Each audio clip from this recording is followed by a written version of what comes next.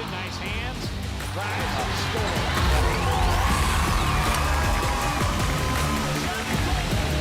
Picked him off, beautifully done.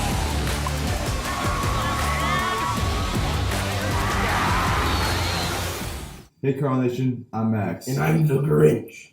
Shelter room 184 and don't get your free fist bumps every day. The lost and found has been placed on tables just outside of door 1. Please check for any lost water bottles, hoodies, coats, etc. This is your notice to any unclaimed items from trimester 1 will be donated.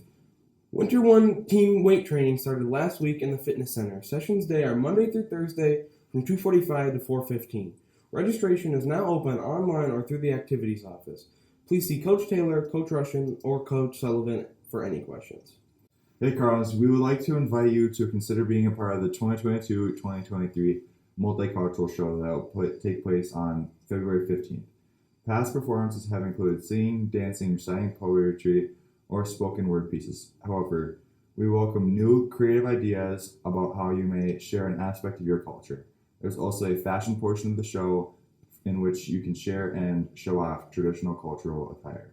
If you're interested, please contact Renee Snow in room 183B or Ramil Sets in 180B. CRHS is bringing back monthly community movies. The movies are free and in the auditorium. There are concessions sold for a small fee, cash only please. The next time will be on Friday, December 9th, 6:30 p.m. and will be Polar Express. Welcome to the College and Career Corner. College and military rep visits this week during lunches will be on Thursday, December 1st, with the United States Air Force ROTC attending. The Anoka Hennepin Career and College Specialists are excited to be hosting our first annual Education, Employment, and Enlistment Palooza. On Saturday, December 10th from 8 to 11:15 a.m., this event will highlight a variety of career and college planning options for students and families. The format will include a mix of scheduled sessions and open fair times. Today's lunch is mini waffle chicken sliders. And that's all we have for today. Remember, it's a great day to be a Cardinal. You know it! So, heard you like theater. Well, maybe you don't like theater. That's okay, too. Maybe you like wrestling. Boy, oh boy, do we have an event for you! Doors open at 6. So meet us there by the bell time at 7 for the single most epic Coon Rapids High School Theater Department showdown. We hope to see you there to support your amazing, award-winning theater department. Woo! And for some wrestling showdown! Yeah!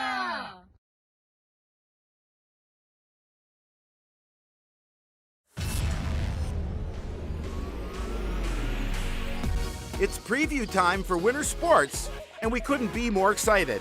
So point the way, Coach O. Smiles all around as you watch what's about to come. We will work hard, work harder, as we bring you all the best that the winter season has to offer. Sports Night is next. They start with a lot of confidence and even more potential. Last year's historic season is hopefully just the start for this impressive young group. This is a fun group to be around. They really enjoy being together. They're highly competitive. I mean, they're competitive in everything they do. I mean, it could be in coin flips, whatever. It doesn't matter, right? This Cardinals group isn't satisfied with last year's success. They have a lot more they want to accomplish. We just got to stay focused. We can't be satisfied with our last year's record. We just got to keep going, keep building team chemistry, and that record will increase. Last winter, the Cardinals posted their best record in almost 15 years. And they had a school record 9 guys with double-digit points. Of those 9, only 3 were seniors, and 5 of the remaining 6 were just sophomores. Our sophomore class from last year, now juniors, were really stepping up, and we got 2 good sophomores coming in and 1 junior from outside that came in to fill in our top 6 again, and so I think we're looking even better than last year and ready to go. Losses to graduation are inevitable, and last year's class included one of the top scorers in school history. Still, the Cardinals are confident they have plenty of guys to fill any gaps. Feels really good. I mean, we have all of our guys out here. We have a lot of returning guys, a lot of younger guys, some new transfers, guy from Blaine, guy from Spring Lake Park, somebody playing junior Green Bay Gamblers, so we're feeling good this year. What they did last season, and more importantly, how they played all year long, did not go unnoticed. The Cardinals expect every opponent to be a little more geared up for them the next time around. I think they definitely know we're coming for them. I think they'll definitely know that we have a team that is capable of beating anyone in the conference. And I think that tells them that, hey, you actually got prepared for us now. We're coming for you. Like a Minnesota winter, the Cardinals' schedule can be harsh. They know it'll be a tough trek, and not everything will go their way, but there is much to be learned along the way. I think the biggest thing is just keeping it simple. Understanding that it's a progression. It's a year-long lesson plan on what we're trying to develop, because the biggest games that are going to matter are the ones we're going to play in February. Only time will tell how high and how far these Cardinals fly, but they're setting their sights as high as they can go and hoping X marks the spot. I got one last year, so I'm looking forward to just making the most of it, having fun with my friends, and hopefully being in St. Paul at the end of the year. Well, the Bluebirds are hoping a long holiday weekend will help them recharge and refocus after a solid start to the season. This group has already shown its grit and glimpses of its potential. They've been battle-tested from the very start, and they believe they have a group that's perfectly fit for their grueling schedule. Very aggressive. We like to just go at all the pucks, go as hard as we can all the time. 3 overtimes is more than most teams see in a season, and this Bluebird group went to the extra period 3 times in their first 4 games. They would have preferred to win them all, but CPCR has shown they won't stop fighting until the game is over. Like, we just haven't given up, and we've just kept in the games and kept working hard and put our heads down, and just our forwards have forechecked hard.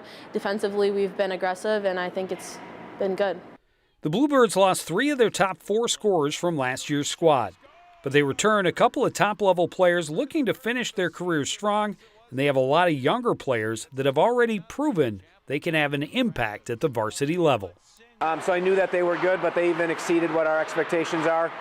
They're grinders, they work hard, they're skilled. So it's really, I feel like we haven't missed a beat from where we were. The most difficult parts of their schedule are still ahead. The Bluebirds know they'll see some of the best teams in the state, and they believe they can hang with any of them as long as they continue to play their game. He says we never change our game because of who we're playing, so we just have to keep being aggressive, because at the end of the day, if people are under pressure, they're going to be turnovers. So the Bluebirds feel confident they can win more than they lose during the regular season, but what matters most is being ready come tournament time. Last year, they won a section game for the first time in their 5-year history. Now it's an expectation, not a goal. we want to go farther than that. We think that was just a start for us, and we're going to go as far as we can this year. The Bluebirds are a pretty young team, but they're not going to wait for success. This group is committed to taking the next step this season and continue to push as far and as fast as they can. I mean, you look at all 7 teams in our section, it's not going to be easy. But my expectation is, you know what, Forest Lake, second year, we went to state. Why can't we do it here?